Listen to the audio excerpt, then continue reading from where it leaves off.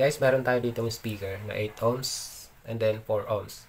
So, hindi muna natin pag-uusapan kung subwoofer ba yan or woofer. Ang pag-uusapan natin kung ano ba yung kaibahan ng 4 ohms kaysa sa 8 ohms. Alin ba yung mas maganda? Siyempre, napaka-obvious naman kung ano yung kaibahan. Yung 4 ohms, mas mababa dun sa 8 ohms.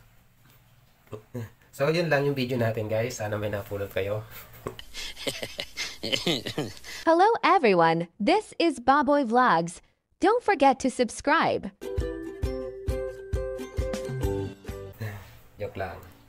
Bago tayo magsimula, ano ba yung impedance? Yan yung electrical resistance ng speaker na ang measured ay ohms. Na ang symbol naman ay yung paganito. Yan yung symbol ng ohms. Dito sa speaker, yan, 8 ohms. Diba? Ito, 4 ohms.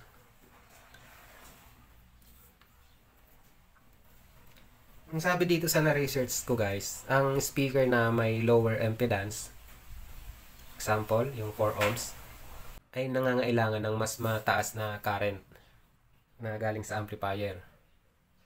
Kaya pala dati, napansin ko, yung Bluetooth speaker guys, na kinabitan ko ng battery na 3.7 lang, yung supply no na, mababa yung current. Ang kinabit kong speaker, 4 ohms speaker, namamatay siya. Pag kinabitan ko ng 8 ohms speaker, kahit medyo mas mataas ng konti yung watts, hindi namamatay. Kaya tama talaga yung na-research ko dito. Ang sabi, a speaker with a lower impedance will need more current from the amplifier. On the other hand, if the speaker has a higher impedance, it needs less current from amplifier you connected. So, kaya ganun. At ang napansin ko guys, na maaring sumang-ayon kayo, mas maganda talaga yung quality ng sounds ng 4 ohm speaker. Ang sabi kasi dito, the 4 ohm speaker has a higher power handling capacity than the 8 ohm speaker. In use in conjunction with an appropriate amplifier, they have the ability to produce higher sound volumes with less distortion. Yun din yung napansin ko. Yung amplifier, kinabitan ko ng 4 ohms speaker. Maganda yung quality ng sounds niya. Clear, napakaganda. Walang masyadong distortion. Unlike dun sa 8 ohms, although okay din naman yung quality ng sounds niya, pero mahalata mo talaga yung kaibahan ng quality ng sounds. Para sa akin lang mas maganda talaga yung quality ng sounds ng 4 ohms speaker. Pero may advantage guys yung 8 ohms. Halimbawa yung amplifier mo, nakamono lang.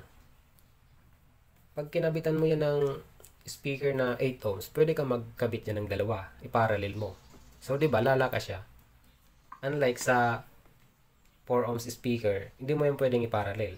Ang connection mo niyan, series, para mag 8 ohms, pasok pa din sa impedance ng amplifier. Kasi ang kadalasan guys, ang amplifier, nasa 4 to 8 ohms lang yung pwedeng ikabit mo dyan. Yung impedance, dapat pasok doon. Eh, alam naman natin na pag series yung connection, hindi na ganun kaganda yung quality ng sounds. So, mayroon din talagang advantage guys, yung 8 ohms.